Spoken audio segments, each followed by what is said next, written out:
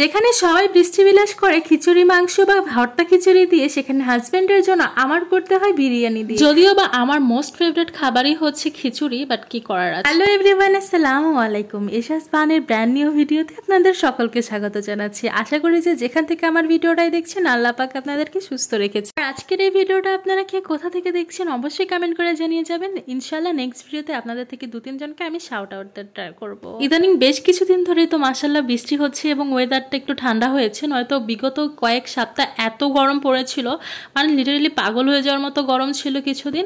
যাক, অবশেষে আল্লাহ পাক আমাদের দিকে ফিরে তাকিয়েছেন এবং ঠান্ডা দিয়েছে। তো আমি মাংস ভিজিয়েছিলাম, ভেবেছিলাম খিচুড়ি করব আর হচ্ছে মাংস রান্না করব, বাট আপনাদের ভাইয়া সে ঘ্যান ঘ্যান করে বলতে চাচ্ছিল আর কি যে তার খিচুড়ি না হয়ে বিরিয়ানি হলে নাকি বেশি জমত। এখন সে যেহেতু বলেছে, তার মনের কথা তো আমি বুঝি, তাই আমি ভাবলাম যাক বিরিয়ানি করে দিই। তার জন্য হচ্ছে আমি মাংসগুলোর মধ্যে আদা রসুন বাটা, মরিচের গুঁড়ো এবং হচ্ছে কিছুটা টক দই তো ছিল না, তাই দুধ দিয়ে টক দই বানিয়ে দিয়ে দিয়েছিলাম।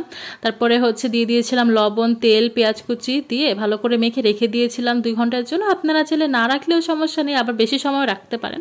মেরিনেট করে বেশি সময় রাখলে আসলে ভালো লাগে খেতে মাংসটা। তারপরে এই তো হচ্ছে আমি 2 ঘন্টা পরে এরকম পাতিলার মধ্যে কিছু তেল দিয়ে, গরম মশলা দিয়ে পেঁয়াজ ভেজে নিয়েছিলাম, আদা রসুন ভেজে।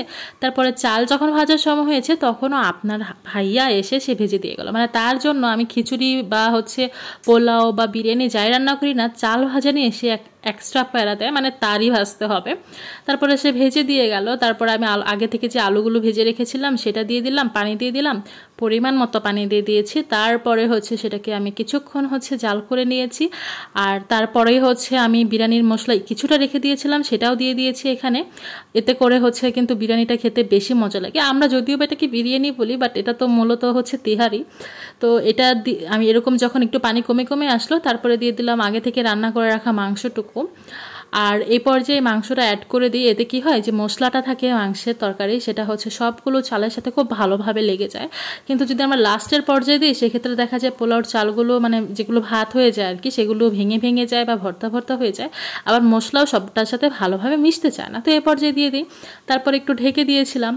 ঢেকে দিয়ে আমি এটাকে ওই পাশে চুলায় বসিয়ে দিয়ে এখানে কিছু হচ্ছে কাবাব করে নিয়েছিলাম। যেহেতু বিরিয়ানি শুধু হচ্ছে ভালো লাগবে না, এর জন্য আমি এখানে যে কাবাবটা ছিল, আমি মানে কিছু মাংস নিয়ে সেটাকে আমি কিমা করে নিয়েছি। তারপরে সেখানে হচ্ছে হলুদের, মরিচের গুঁড়ো, গরম মশলা গুঁড়ো আর কিছু কাবাব মশলা দিয়ে পেঁয়াজ মরিচ কুচিও ইউজ করেছি, দিয়ে তারপরে একটা ডিম ফেটে দিয়ে ভালো করে হচ্ছে মেখে নিয়েছি।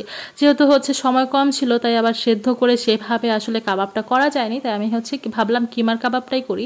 এভাবে আপনারা করে দেখতে পারেন, মজাই লাগে কিন্তু। তো এই তো ব্যাস, আমার রান্না বান্না শেষ হয়ে গেল। বৃষ্টি বিলাস করলাম হাজব্যান্ড ওয়াইফ মিলে একসাথে খেয়ে। আশা করি আপনাদের ভিডিওটা ভালো লাগছে। ভালো লাগলে অবশ্যই আমার পেজে ফলো দিয়ে যাবেন। আল্লাহ হাফিজ।